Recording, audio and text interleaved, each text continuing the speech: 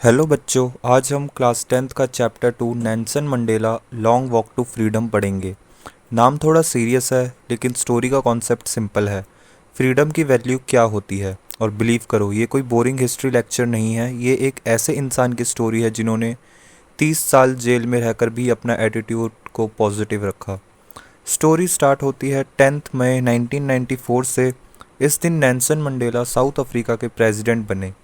Location थी Pretoria, जो south Africa की कैपिटल है। अब आप सोच रहे होंगे प्रेसिडेंट बनना तो बहुत नॉर्मल सी बात है, इसमें इतना हाइप क्यों। क्योंकि ये नॉर्मल इलेक्शन नहीं था। पहली बार साउथ अफ्रीका में ब्लैक और वाइट लोगों को इक्वल वोटिंग राइट्स मिले थे और मंडेला साउथ अफ्रीका के फर्स्ट ब्लैक प्रेसिडेंट बने। मतलब सोचो, जो लोग पहले डिस्क्रिमिनेशन फेस कर रहे थे अब उनका लीडर प्रेसिडेंट बन गया। पूरे वर्ल्ड के लीडर सेरेमनी में आए थे, जैसे कोई अवेंजर असेंबल का मूवमेंट हो रहा हो। साउथ अफ्रीका में एक सिस्टम था जिसका नाम था अपार्थेड। इस सिस्टम में ब्लैक लोगों को अलग स्कूल में, अलग बसेस में, अलग हॉस्पिटल्स में, हालांकि अलग एरियाज़ में, बेसिकली वाइट लोग वीआईपी ट्रीटमेंट लेते थे और ब्लैक लोगों को सफ़र करना पड़ता था, स्ट्रगल करना पड़ता था। मतलब सोसाइटी लिटरली कलर के बेसिस पे उन्हें डिवाइड करती थी।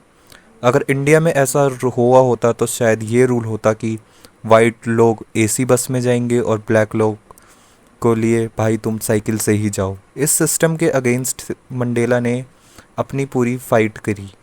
मंडेला जब अपना ओथ ले रहे थे, अपना वचन ले रहे थे, तब फाइटर जेट स्काई में फ्लाई कर रहे थे, तब फाइटर जेट आसमान में उड़ रहे थे।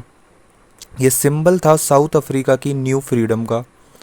और इंटरेस्टिंग पार्ट तो ये है कि सेम आर्मी जो पहले अपार्थेड, जो उस सिस्टम को जो उन्हें कलर के बेसिस पे डिवाइड करती थी, को सपोर्ट करती थी, अब मंडेला को सल्यूट कर रही थी। मतलब पूरा सिस्टम 180 डिग्री तक घूम चुका था। मंडेला एक पावरफुल लाइन बोलते हैं, करेज का मतलब ये नहीं होता कि तुम्हें फियर नहीं लगता। मतलब बहादुरी का मतलब ये नहीं कि तुम्हें डर नहीं लगता। बहादुरी का तो ये मतलब है कि डर लगने के बाद भी तुम उसे हरा देते हो।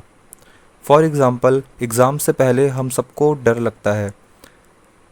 जैसे कोई भी स्टूडेंट जब बोलता है भाई मुझे कुछ नहीं आता, पर वो फिर भी एग्ज़ाम दे के आ जाता है, ये असली करेज है, ये असली जज्बा है।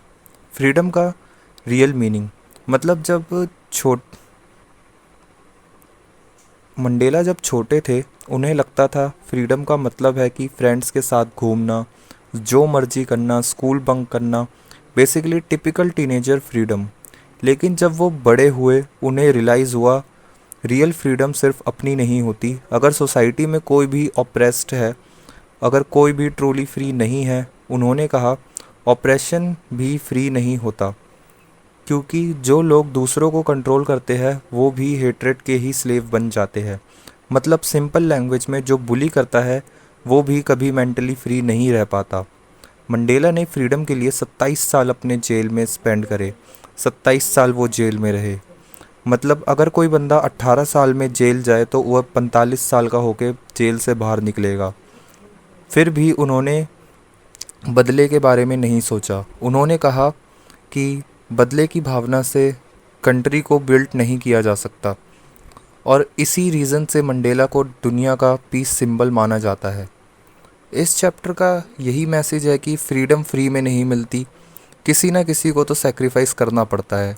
और मंडेला ने अपनी लाइफ का मेजर पार्ट सेक्रीफाइस करके साउथ अफ्रीका को इक्वालिटी दी। इसलिए आज भी नेल्सन मंडेला का नाम दुनिया के ग्रेटेस्ट लीडर्स में काउंट किया जाता है। तो बच्चों, अगर आपको ये वीडियो हेल्पफुल लगी तो लाइक करें, सब्सक्राइब करें और चैनल को आगे बढ़ाएं। नेक्स्ट वीडियो में हम क्लास 10th का नेक्स्ट चैप्टर एक्सप्लेन करेंगे, सिंपल और थोड़ी कॉमेडी के साथ। तब तक के लिए पढ़ते रहो और टेंशन मत लो, इंग्लिश ईजी है।